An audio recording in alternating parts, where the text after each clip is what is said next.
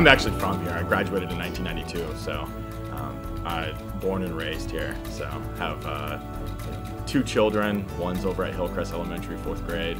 You know, my wife graduated from here. My uncles graduated from here. My mom graduated from here. So.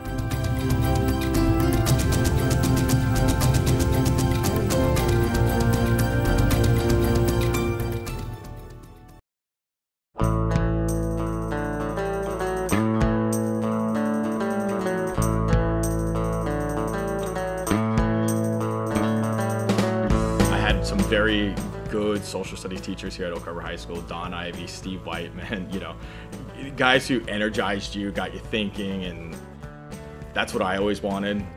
After kind of going through the forest of college a little bit, in the end, it was like, no, I'm a teacher. So I actually did my student teaching here for a quarter, did some subbing, and then Larry Eaton went ahead and he stepped down at semester, and so you know, the luck of whatever, just kind of I was able to slide into his spot and been here ever since.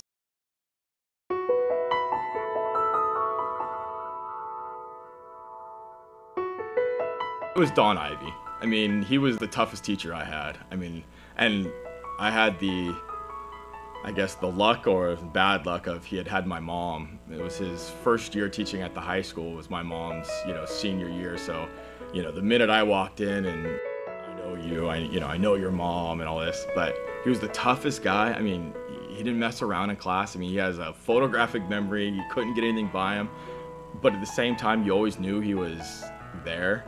You always knew he was going to work for you. You know, he was going to do everything he could to let you find success.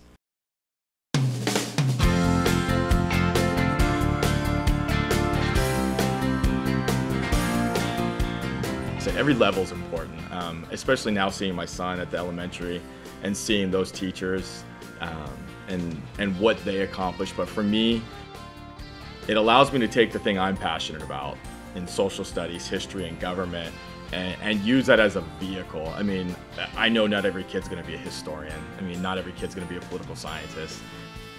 But at the same time, I can kind of take my passion and then find that way to make a connection with each kid. It's like every parent conference I hear parents say, oh, when I was in high school, I hated history, but I love it now. And it's trying to make sure that I can maybe get that going a little earlier and get them a little bit more civically minded now.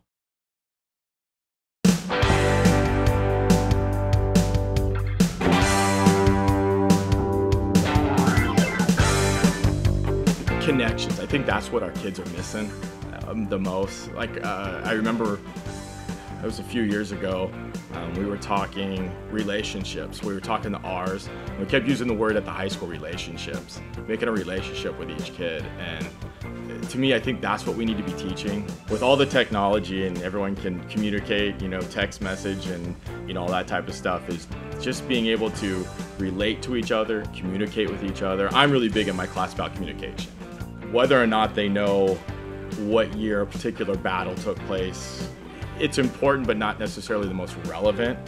Those things that say they can present themselves in front of an audience, whether it's a boss or a board at a college or something like that, and be able to say, this is me, and not be nervous. It's that communication tool, I think, is the biggest thing outside of the, you know, the standards, the writing, the arithmetic, all that stuff. Just being able to communicate.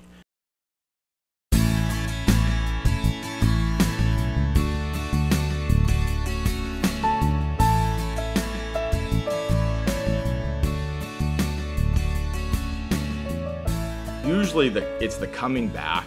It's when I get the kids who come back and they talk about something I said, or they bring up a story maybe I said, or we were talking in politics and they get it. It's a lot of times it's those moments that you go, whoa, I voted for the first time. That's my big thing with my seniors. It's I don't care, you know, if you're a political scientist, you know, I want you walking out of here engaged enough that you're gonna go vote.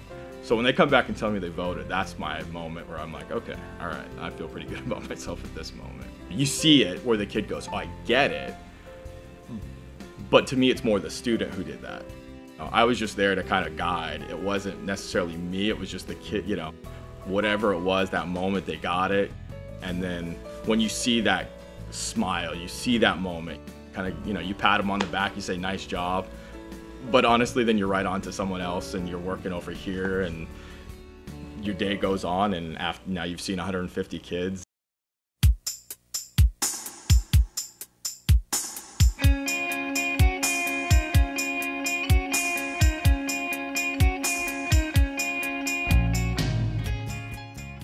I think the biggest challenge we have is just getting through to people that we're doing a good job. I mean, that public education is here, and we always hear the negative stuff about public education, but a lot of times we don't hear the positive. And I think if we can get out that there is a lot of good going on. That, like the study that said a lot of people think public education is bad except for the teachers their students have. I remember growing up and there was this value to education, and at times I feel like maybe there's lack of a value to it. Growing up from here, I see a lot of people, and I have a lot of friends who will say, I can't believe these kids today. And I try to tell them they're no different than when we were kids. They're just dealing with different problems. But everything we were, they are. And it's just being able to remember that and remember they're not perfect, they're gonna make mistakes.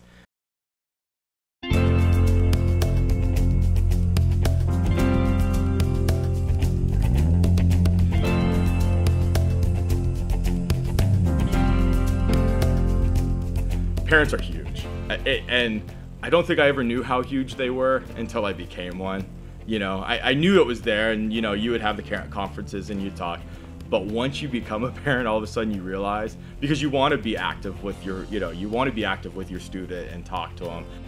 Email was probably the greatest invention for parents and teachers, because we can just very quickly just throw off an email and say, hey, they miss in this assignment, can you help me out? And just that communication, that's the biggest thing with the parents, how they can help, is just keep that line of communication open.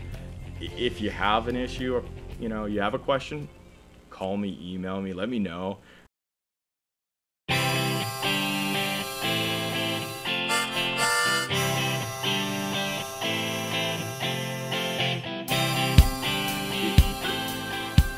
Athletics and activities in general, all over the school. Having done senior class advisor and then, and also coach football and track, they're all huge. It gives the kids a place to go. It lets them find what they're good at. Like that's why I love track. I always tell kids, come out, you don't know what to do, come out for track. There's 9, 10 events, we'll find something for you. And you're just gonna push yourself, you're gonna find what's good. And it lets them have success. Maybe the student doesn't have success inside the classroom all that often, but there's been countless kids who come out, they get a little success on the athletic field, then all of a sudden they transition that into the classroom because now they are successful on the athletic field. Well, I got to keep my grades up for football, basketball, baseball, whatever it is.